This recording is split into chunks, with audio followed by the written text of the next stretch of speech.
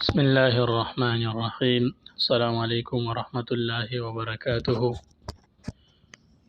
محترم مسلمانانو، ډیر مسلمانان او ډیرونه بار تپوسونه کوي چې آیا موږ ته د مردانه قوت د زیاتېدو لپاره یو ښایسته او مزیدار عمل وښایې.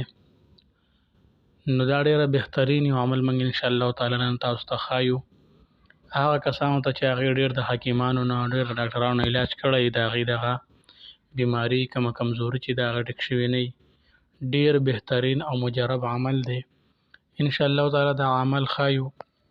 هغه عمل څه دی چې د کومو کسانو دا شکایت دی چې آیا زه مردانه زما کمزوري ده، د هغې دپاره دا عمل دی.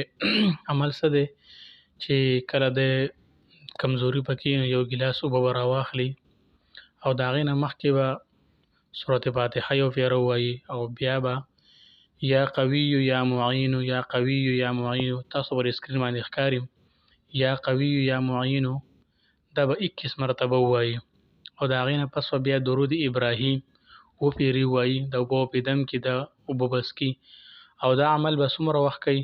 41 دن به کوي. 41 ورځې به دا عمل کوي.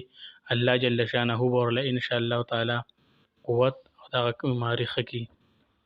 نو که دغه شانتې نور که انسان وایي چې زه به ونه شهاد پیدا کوم، نو یو چمچ کې د شهاد رالی او په هغې باندې د هغه دمه یو د عمل دی کوي انشاءالله تعالی. الله پاک به یې مردانه